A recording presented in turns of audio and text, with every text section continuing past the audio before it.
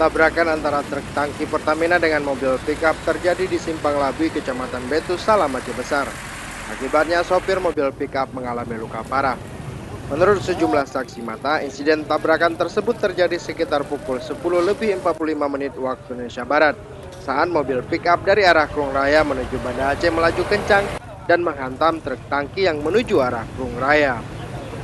Akibat tabrakan ini, sopir mobil pickup mengalami luka parah, sedangkan sopir dan kernet truk tangki hanya mengalami luka ringan.